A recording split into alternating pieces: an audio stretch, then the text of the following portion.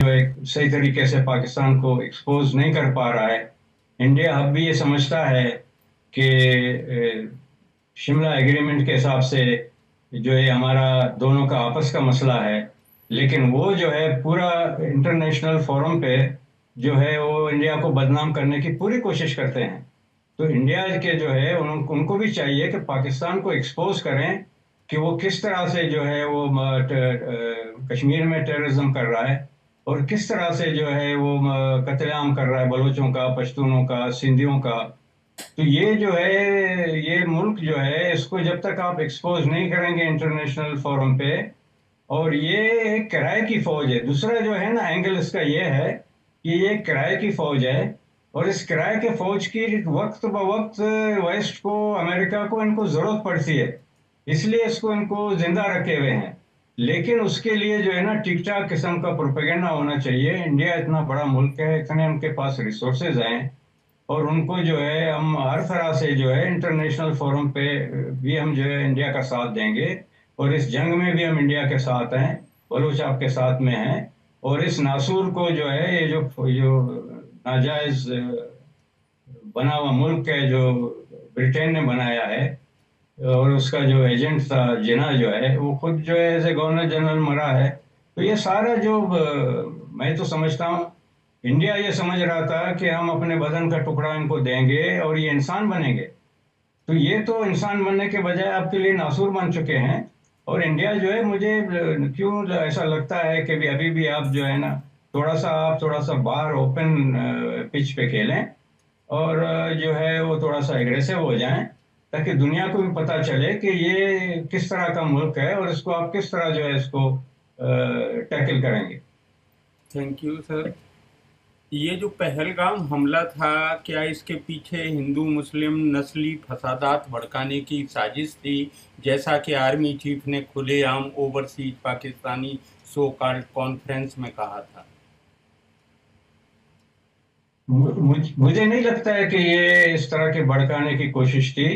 वो सिर्फ आपको जो है वो एक दिखाना चाह रहा था, ये जो नया जनरल आया है, ये मदरसा चाप जनरल है, इनके दिमाग में जो है वो बहुत अलग किस्म का फतूर है। ये अपने आप को पता नहीं कभी अरब समझते हैं, ईरानी समझते हैं, तुर्की समझते हैं।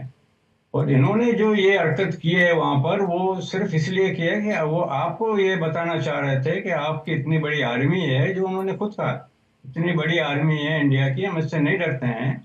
और हम जो है कश्मीर जो है वो जो भी लड़ रहे हैं कश्मीर में वो हमारे भाई हैं। इससे बड़ा सबूत आपको क्या क्या चाहिए? जब उनके जो टेररिस्ट मरते हैं, आर्मी के ऑफिसर जो है उनको जो है सल्यूट करते हैं और उनको जाके दफनाते हैं। ये तो आपके मुल्क में कुल्लम खुल्ला जो है वो दहशतगर्दी कर रहा है। और मुझे नहीं लगता है कि मुसलमान और हिंदू इतने बेवकूफ हैं कि इनके एक इस तरह के एक्ट से जो है वो जो है इस तरह का कोई फसाद करेंगे, क्योंकि वहाँ का मुसलमान भी अब बाशऊर हो चुका है।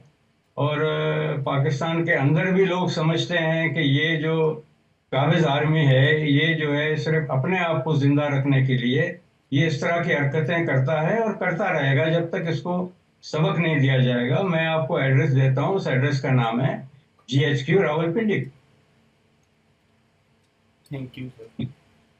ये क्या 370 हटने के बाद कश्मीर में जो डेवलपमेंट और जो अमन व अमान की बहाल हुआ है, उससे पाकिस्तान बौखला है और उसी को खराब करने की साजिश थी पहलगाम हमला?